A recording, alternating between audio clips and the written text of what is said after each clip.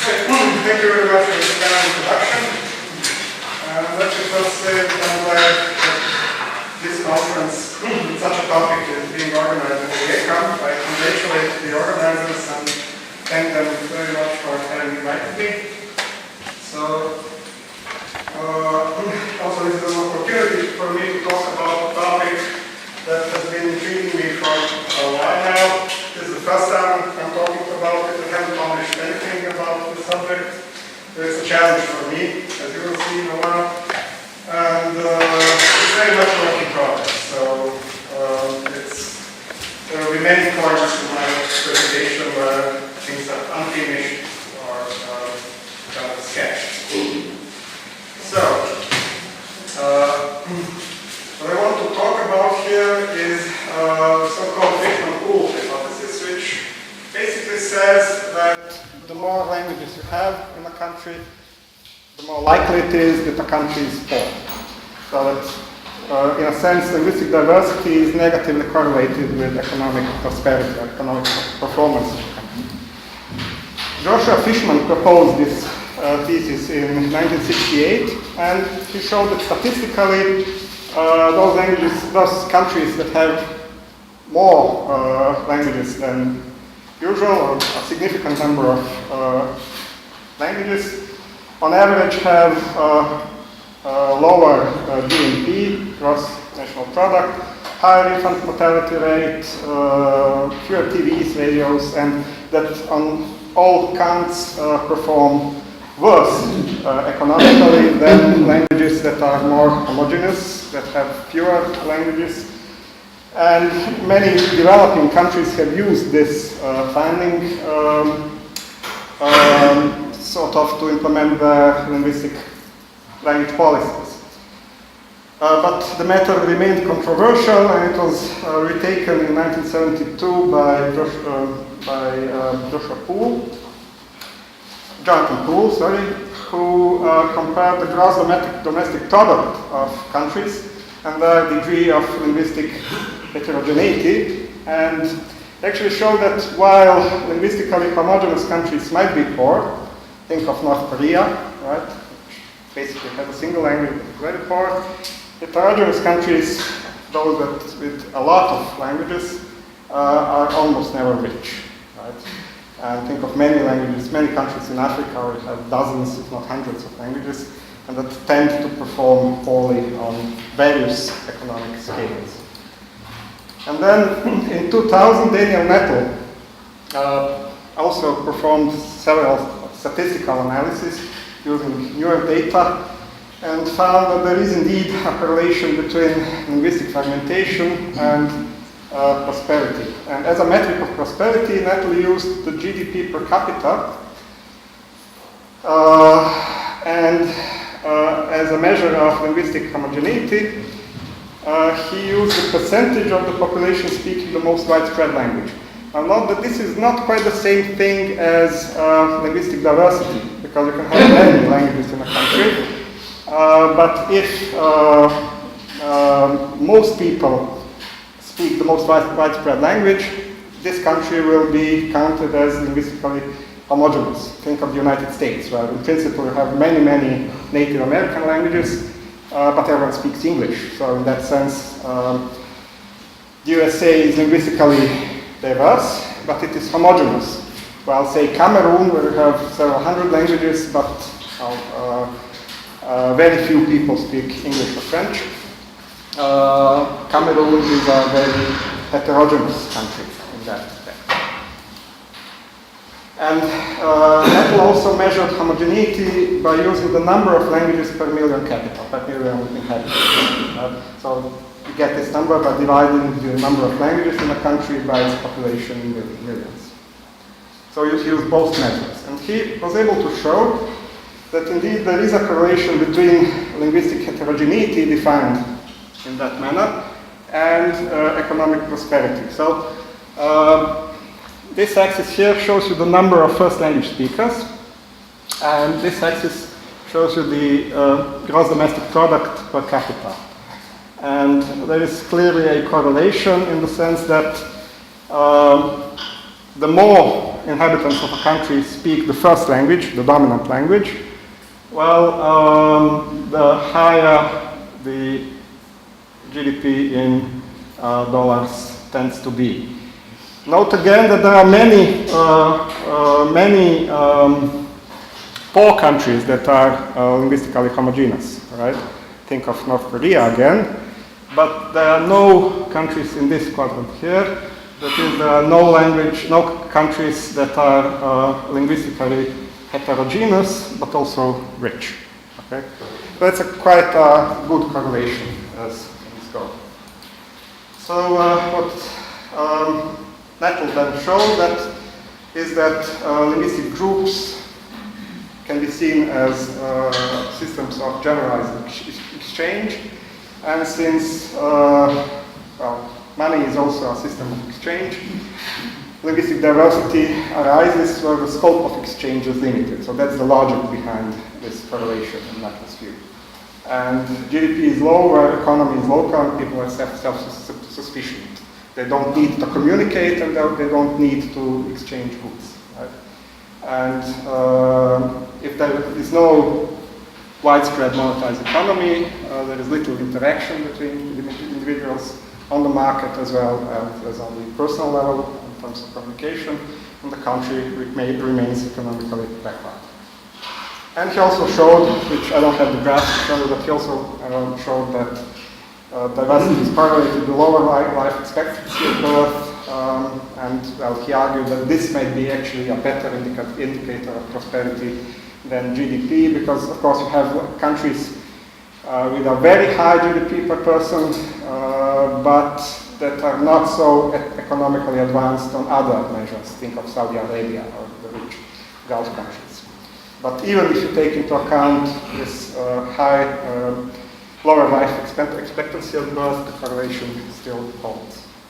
So what I wanted to do now is to examine the Fishman-Pool hypothesis once again, and first try to establish whether the number of languages spoken in a country is in any way correlated with its GDP, and also its Gini index. Gini index measures not the income of the inhabitants of the country, but the relative equality, economic equality.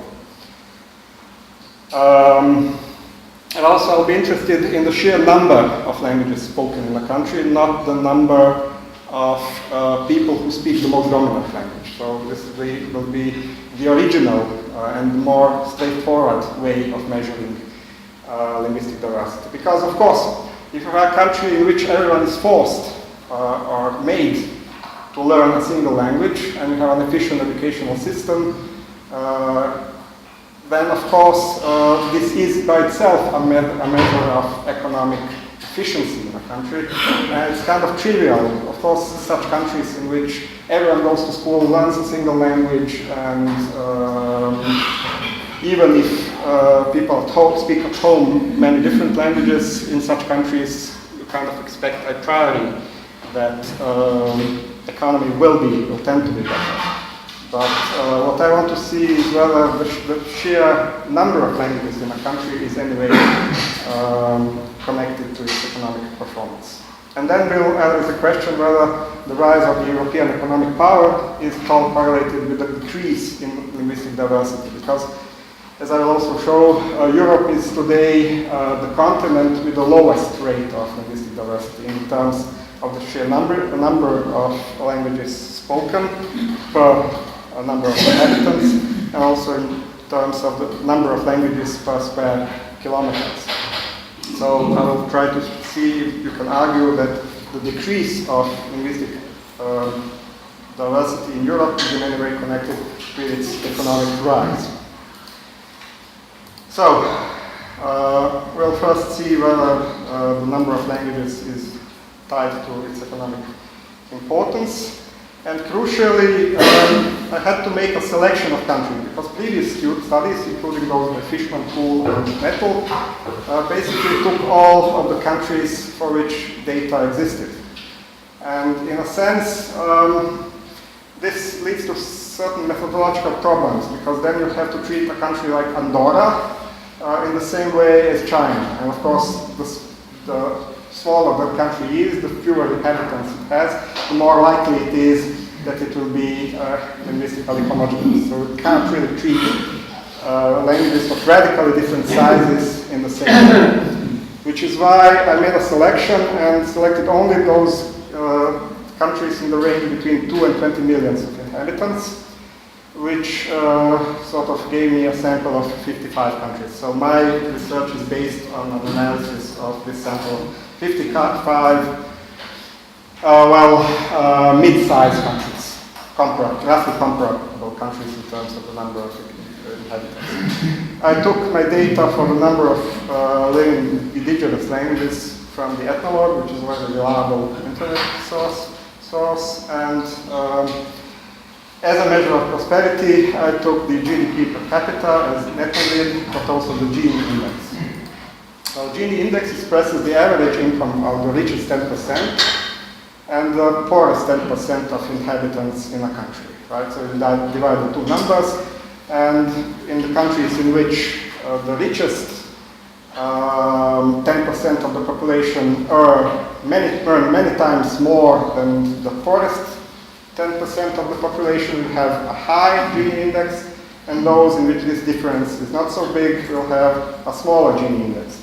So in my data, the Gini index ranges from 5.2 in the Czech Republic, which is the most economically equal by this metric, and Namibia, where the index is enormous, it's 106.6. And if you perhaps wonder how does Croatia perform on Gini, and the number is 7.3. So 7.3. Croatia is still very egalitarian if you measure it this way. So I use the United Nations Development Program as a source for the Gini index, and the CIA handbook for the GDP per capita, a very reliable source.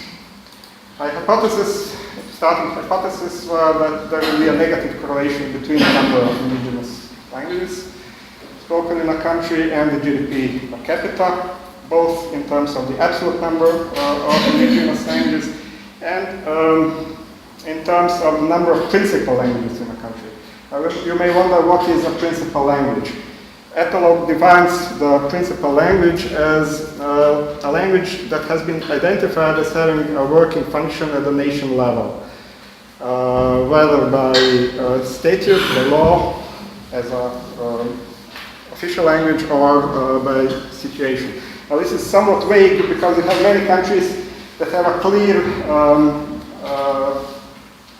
that clearly have one principal language, but that don't have an official language as set by law.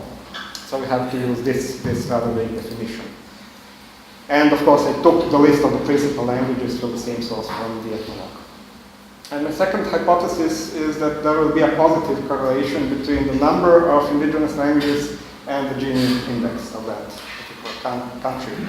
And the reasoning is that the more languages you have in a country, the more social barriers there will be, and those barriers will be used by certain groups to assure their own privileged status, right? And consequently, the economic inequality in the country will be high. And now, here is what I got. I applied the standard Spearman's test and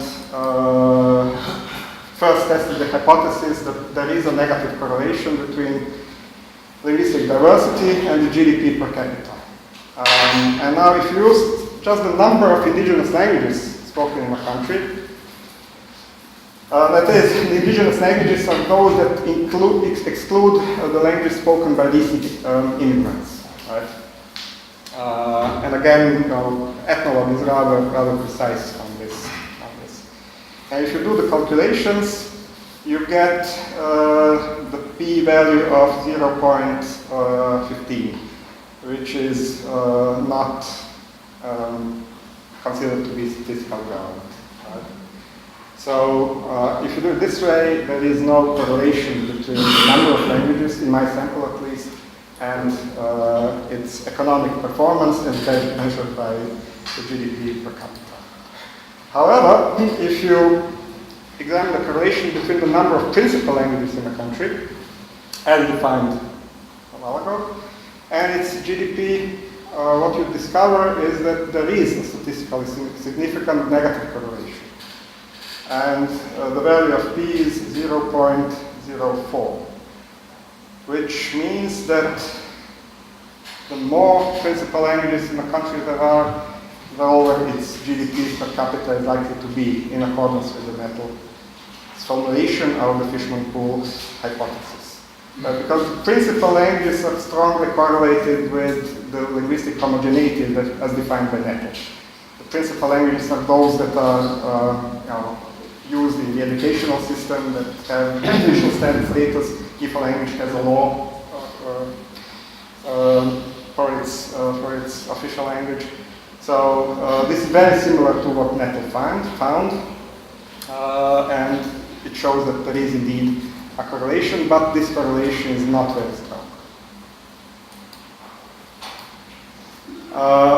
And then I also checked the correlation between linguistic diversity and Gini index, and this was clearly refuted. There is no correlation whatsoever.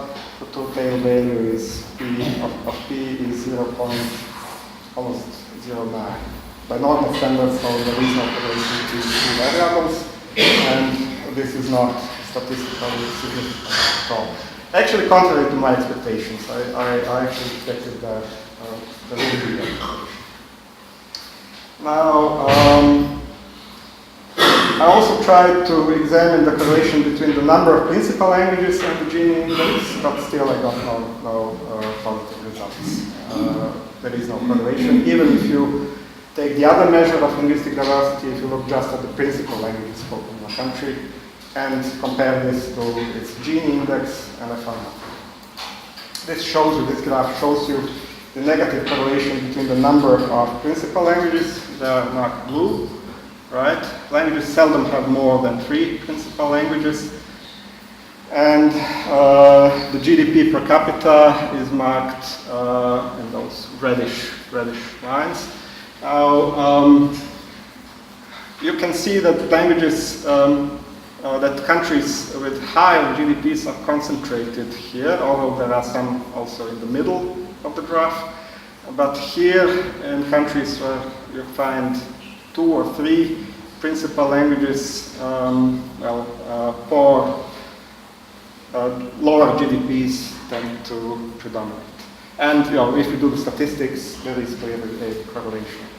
However, here the graph seems to show that there is a correlation between the number of languages,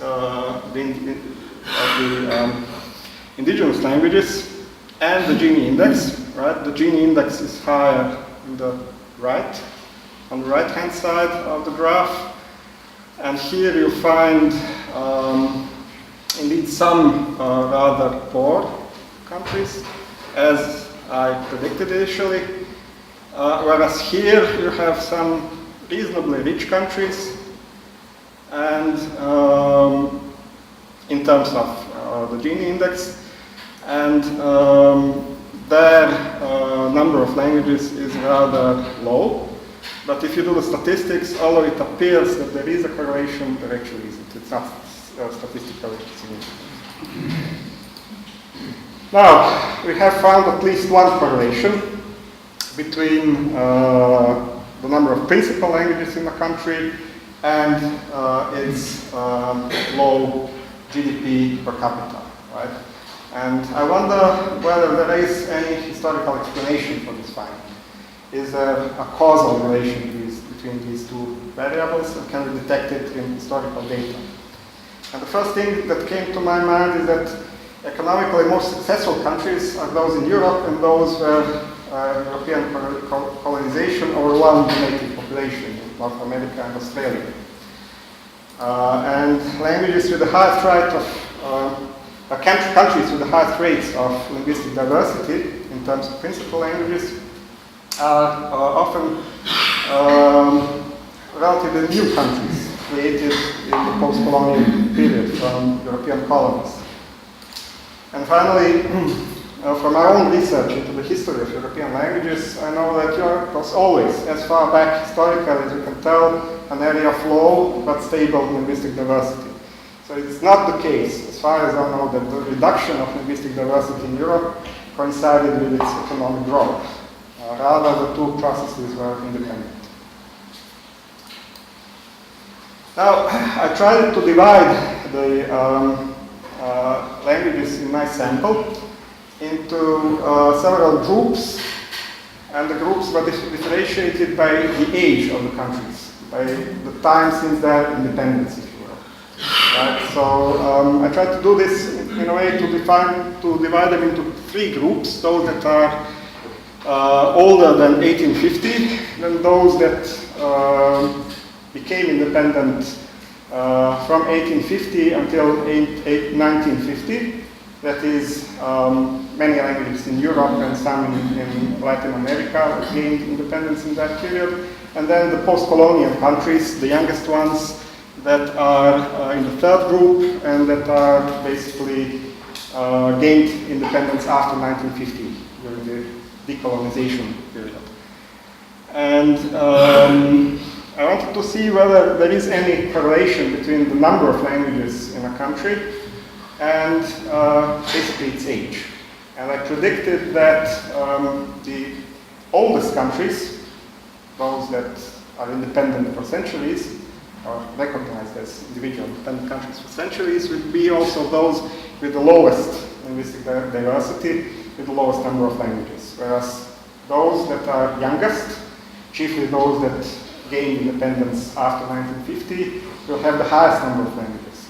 And this graph seems to show that, right? If you look, this is the third group, languages that gained independence in the post-colonial period, that is after 1950. And you see they clearly have the highest number of languages. Whereas those that are older, that is pre-1850 or between 1850 and 1950, they tend to be concentrated in this part of the graph, right? So this graph is indicative, but if you do the statistics, I found no correlation, contrary to my expectation. Maybe I should have divided the countries in a different way, or maybe I made a mistake in my calculations. Cannot be quite sure. I checked, and so that's contrary to my expectations. Although the graph seems to suggest the correlation, there isn't one. However, among the 10 countries with the highest score for linguistic diversity in terms of the number of indigenous languages, there is not a single European country, and only one has a history older than 1850, that is like Liberia. And only another one, Bolivia, was created in the period between 1850 and 1950, and all the rest are basically new countries, post-colonial countries that gained independence after 1950. And if you look at individual cases, well, of course, some of the most prosperous states in European history were bilingual and multilingual societies. So we can find several individual examples of relatively prosperous societies that were also plurilingual, multilingual, and very linguistically diverse. And also, if you look at histories of individual countries, you can find many instances of countries that actually reduce their linguistic heterogeneity without increasing their economic performance. A good example is France, right? France was a very multilingual country before the French Revolution, and then there was a political program of, as Abbé Grégoire put it, destroying all the minority languages of France. This program was not completely successful, but it can be shown that actually the number of languages in France decreased quite radically after the French Revolution. But if you compare the economic performances of France with similar countries, equally politically important countries similar in terms of size and influence, France actually performed poorly in comparison to Austria-Hungary or Germany during the same period, where we can document the decrease of linguistic diversity in France and not a parallel decrease of linguistic diversity in a country like Austria-Hungary, for which we have data, or Imperial Germany. So I think, I suspect that there must be more to it than a simple causal relationship. More languages means more difficulties in communication, more obstacles to commerce and economic development, and consequently lower GDP. And one of the gravest mistakes you can make in science is to confuse statistical correlation with a causal relationship, right? So for example, I suspect that we can show that there is a correlation between the number of female blondes in the population and the gender equality, in Europe at least.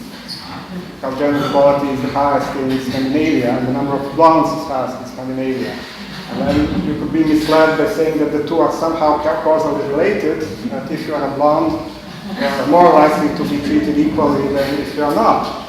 But that's a typical mistake people make when they misuse statistics to conclude from statistical correlation to causal relations. I suspect that in my data there is a similar lack of a connection between a correlation and a causal explanation. And as I argue in my book on the history of languages of Europe, well, Europe was always an area of low linguistic diversity prior to its economic rise. We can show that even today, Europe, as compared with the other continents, is not very diverse in terms of the number of languages per square area. If I actually give you the exact figures, this figure gives you also based on etnologue the number of languages. This one is interesting also. This is Europe without the Asian part of Russia. This is the square area, and this is the number you get if you divide the square area with the number of languages. So the lower this number, the higher the linguistic diversity is, right? And it's highest in Africa, as you see. It's also very high in Asia, but in Europe, if you exclude the Russian part of Europe, it's the linguistic diversity measured in this way is lowest compared to the other continents for which I did the calculations. And luckily enough, Europe is fascinating because its linguistic history is so well known for thousands of years. You can do this in no other continent except Europe because of the good state of documentation of the history of European languages, especially for this part of Europe. So I will not tell you anything about Russia or easternmost parts of Europe, but for the rest of Europe, we've had fairly good data about its linguistic diversity for the last 2,000 years. So you can actually estimate the number of languages spoken in Europe from approximately 81 until the present. I did this in my book on the linguistic history of Europe, so my data are taken from this book. And I don't have time to go into details, but those interested can just look at the book and see how we estimate the number of languages in Europe at different cutoff points of its history. So, for example, in the 1st century AD, we still have quite a lot of inscriptions from pre-Roman languages of Europe, including, well, things like Celtiberian in Spain, Lusitanian in Portugal, Goidelic in Ireland, and Brittonic in Britain. Some of these languages are attested epigraphic monuments, and others are attested either from the works of classical authors or onomastically. But we know they were there, they were spoken, and we can actually count them. I don't want to go through the whole list. Again, you will find some exotic languages like South Piscine in Italy, and those from which contemporary or familiar languages developed. So Slavic, probably Proto-Slavic, was still spoken in Eastern Europe at that time, or maybe it was Balto-Slavic. So we cannot give you the exact figure, the exact number of languages, but we can give you an estimate of the number of languages spoken at that time, and the number is approximately 34, not more. Now you may ask, how can we be sure that there are no undetected languages, those for which we have no data, no inscriptions, no references in the works of the ancient authors, and no onomastic evidence? We can't be sure. It's perfectly possible that somewhere in Europe there are other languages that left absolutely no traces, but we are sure that there are not many of them, right? So this is a rough estimate. And you can do the same estimate for the 6th century, that is roughly shortly after the fall of the Western Roman Empire, when new languages arrived from the east, including some Germanic languages, but also some languages spoken in the steppes, Hunnish, which was probably Turkic, Avar, which we don't know to which group it belonged, Bulgar, which is also probably Turkic, and other languages. And some of the pre-Roman languages were certainly obliterated. They died out. They had died out by that time. So it's interesting that at that time, chiefly due to Romanization of large parts of Europe, linguistic diversity in Europe was actually lowered. Right? The number of languages fell rather than increased, in spite of the barbarian invasions, so-called barbarian invasions. And 5 centuries later, we reckon with the following list of languages. By that time, Germanic languages were clearly differentiated into individual languages. Of course, as all of you know, a difference between a dialect and a language is a scholastic difference. So again, we are dealing with estimates, right? By that period, I would count with individual West Germanic languages rather than West Germanic dialects. And Romance languages, by that time, we don't know how many of them there are, it depends on how you count, but you can probably estimate a number of about 10 Romance languages by that period, right? Etc., etc. So you arrive at a number of about 30 languages. And in the 16th century, we do the same thing again, and what you get is about 48 languages in the area covered by this particular survey. By 16th century, we already had data for many languages in Russia, but they were not included here, right? And interestingly, after the 16th century, not many languages in Europe died, became extinct, right?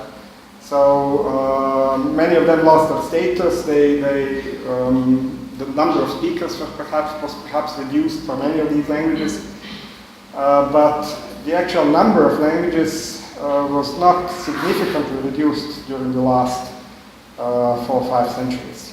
Only a few languages became extinct. Right? Cornish, Manx on the Isle of Man, Dalmatian here on our coast, and Polabian, an extinct language, Slavic language that was formerly spoken in Germany. So we can compare now these numbers. Again, these are rough estimates, but they're realistic in the sense that perhaps this table contains a few mistakes in the number of languages posited for particular periods, but the relative values are probably more or less correct. Right? And what we see is that actually the number of languages remain more or less constant, especially if you compare these figures with the figures on other continents.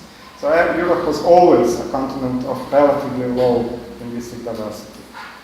And actually the number of languages rose during the last 4 or 5 centuries because Slavic diversified into a dozen or so Slavic languages, because Germanic languages diversified into descendants of Proto-Germanic, and of course the Romance languages diversified. So at least for Europe, we can show exactly that the actual number of languages did not decrease during the period of the economic rise of Europe. Right? It actually increased during the last 4 or 5 centuries, but the relative linguistic diversity of Europe remained low compared with the other continents. And as linguistic diversity rose, in Europe we can show that its economic performance also rose, partly as a consequence of the colonial conquests in America and elsewhere in the world. And I took these data from a fascinating book by Angus Madison on the global economy, where he was able to compare data of the GDP of Western Europe with the estimate of the GDP of China and India. And interestingly enough, the GDP of Western Europe overtook, actually rose above the GDP of China and India only in the 18th century, not before that. Of course, the exact figures can be contended, right? But I believe, and experts also believe, that Madison is right when it comes to the relative economic output of Western Europe as compared with India and China.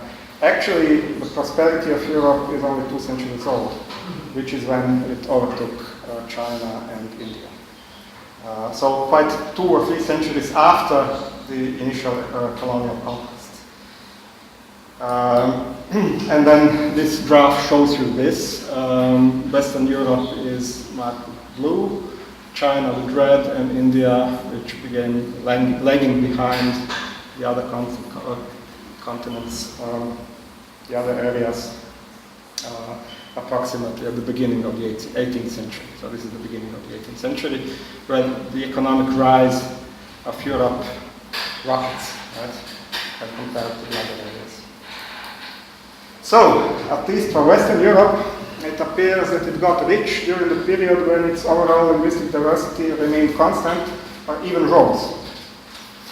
So at least in Europe's case, there is no direct historical causal connection between economic growth and the reduction of linguistic diversity.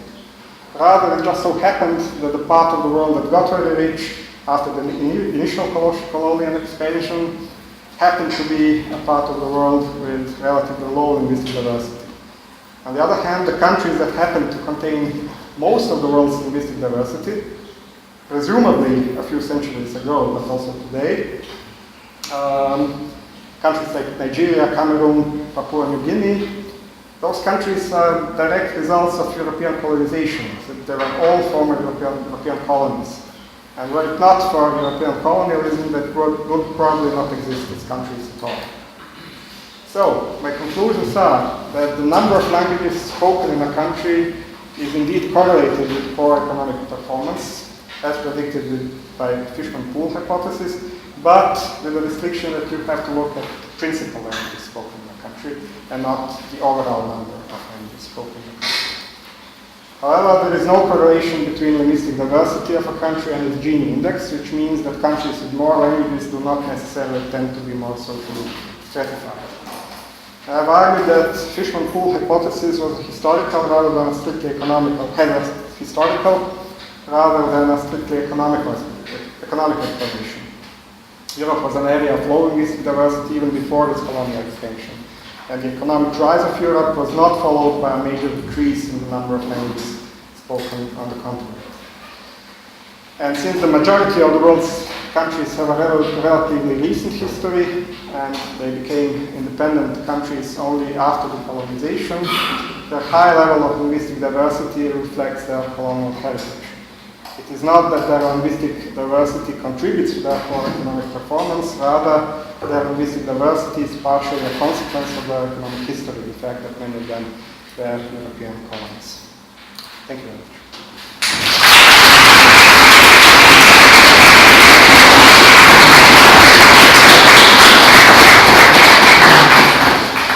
Thank you very much, and now we are waiting for your questions.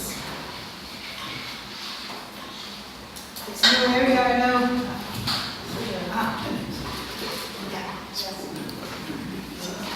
So, thank you.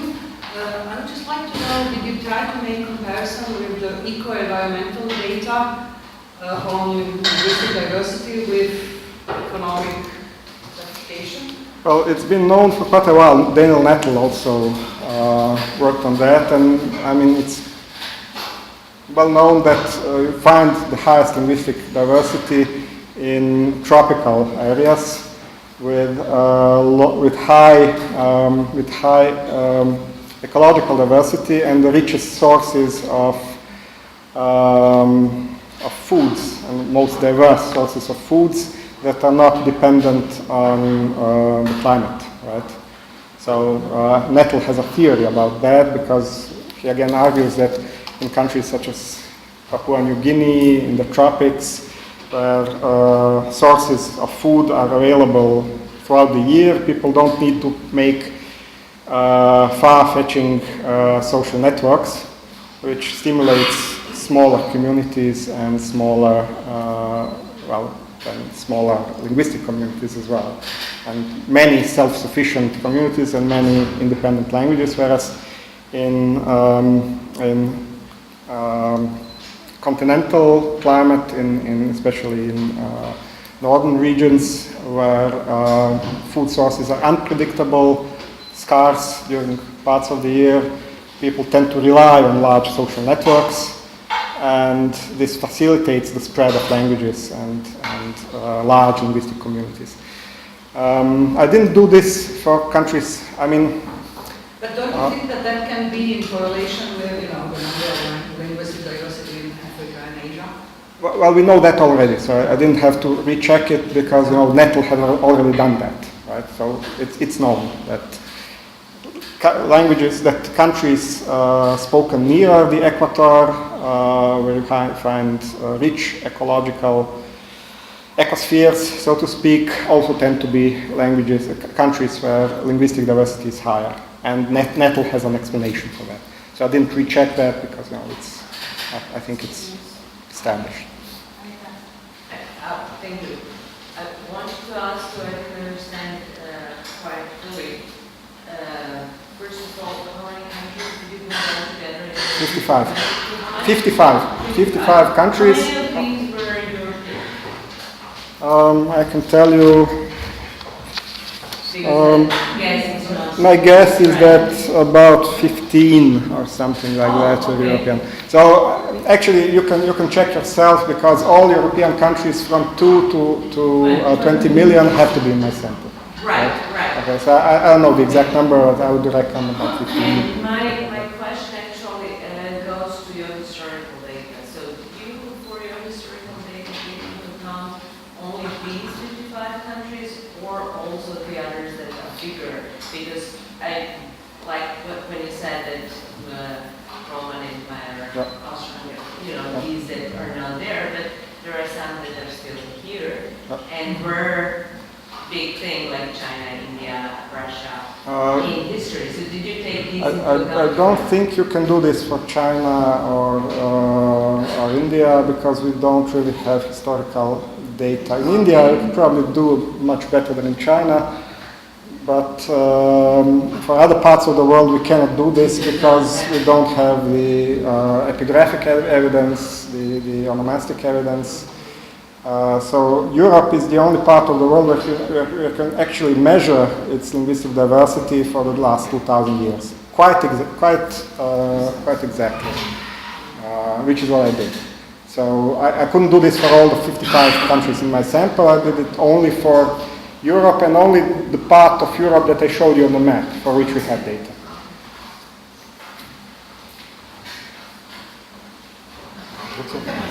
I have two questions. So one is a very basic one, and I really apologize if I missed it from the beginning of your presentation. So how do you account for linguistic diversity? How do you count languages? Do you rely on especially principal languages? Are those official languages, or you rely more on census data? And related to that, I'm also interested, I think that, that could also explain some of the evidence that I think especially François Brown and Michele Gazzola came with. Okay, they worked mostly in Europe, but they seem to kind of support the idea that linguistic diversity actually reflects the richness of the country, like linguistic diversity, multilingualism, multiculturalism, and so on, and that it also attracts more economic capital than linguistically homogeneous. Okay, I didn't use any data on multilingualism. It's difficult to work with that, but in principle, it could be also explored in this framework. As to the number of languages, well, I said I used ethnologue as a source for the number of indigenous living languages. Ethnologue is reliable, but sources in which you find data about the number of languages are either splitters or lumpers, and ethnologue is more on the splitting side. So yeah, they tend to increase the number of languages spoken in a country rather than decrease it. But I rely fully on ethnologue. I didn't use any of the census data. I fully just took data from it. And also for the number of principal languages, as I said, this is a bit vague, the way a principal language is defined. So these are not just the official languages, because many countries don't have a law stating which language is official. But ethnologue then used social linguistic sources to determine which languages are mostly used in the education system and in the legal system. And again, there might be some countries in which it is a controversial matter, which language should have the status of principal languages, but in most countries it's quite clear. And again, I rely on the data found in the ethnologue, because at least this is consistent. More of a comment. I think that part of the explanation lies precisely in that fact that you said that quite a number of the countries that exist, particularly in Africa, wouldn't have existed if there hadn't been colonization. So for Africa, I think maybe the situation is a bit more complicated, because let's face it, if you look at the maps, Africa is the only continent which has very straight lines, which is the result of colonial forces meeting and then literally using a ruler and dividing the continent, and that's how the countries came into being. So I don't know, if you look at Asia, the borders are kind of very zigzag, Europe. So countries are more a result of organic processes, rather in Africa they were divided by a ruler. So languages were divided. People speaking the same language ended up in 3 different countries or grouped together. So I think there probably that component is very, very strong and obviously has consequences both for linguistics and economy in the end, because I don't know, maybe they existed for a long time, they might have a common language that they use, but if they have existed for 100 years, it's not as easy to create something that will enable economic progress. So yes, I think you're fully right. So having a lot of languages might be good for economy, might be bad for economy, but being a former colony is never good.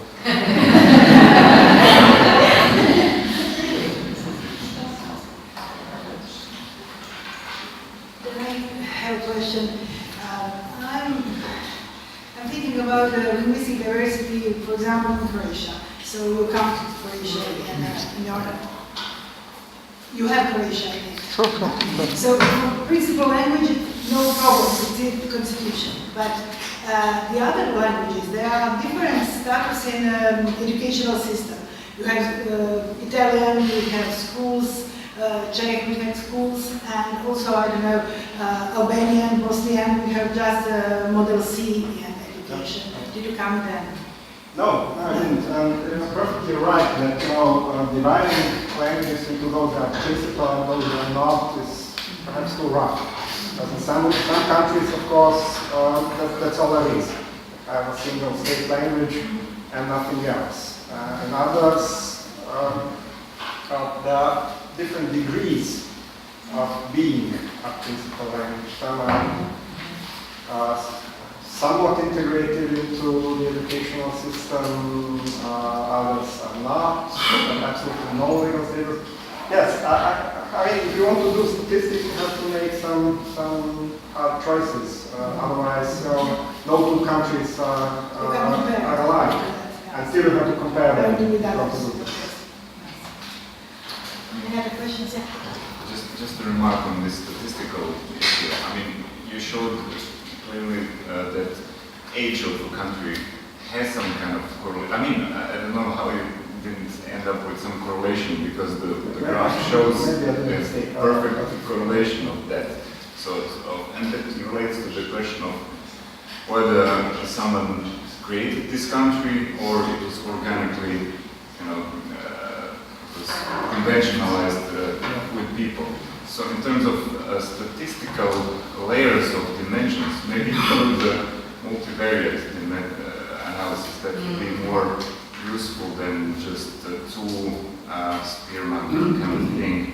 And then you would end up with some kind of more organic way of reducing the data. So maybe that's this correlation expected functional analysis surprise. So then Gini on that, and then some other stuff. That's a good idea. Yeah. Doesn't this remind, sorry, Yes. doesn't this remind a bit of counting languages in general? You know much more about this than I do. But for instance, for some people there are 4,000 languages in the world, and for some others 6,000. So for instance, the question of homogeneity of language. You have a principal language, in Germany for instance, and they say that the northerners and the southerners have problems in understanding each other. So this is my problem, how to count this. Yeah, again, I think the number of languages you find in the ethnologue is around 7,200, but then in different sources, the number varies from, as you said, 4,500 to about, I think, 9,000. So linguists cannot agree. But then what you do is you use the same source, which is probably consistent, and ethnologue tends to be consistent in applying the same standards in counting languages in all parts of the world, in all countries.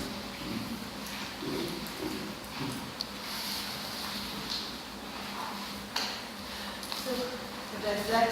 Thank you very much.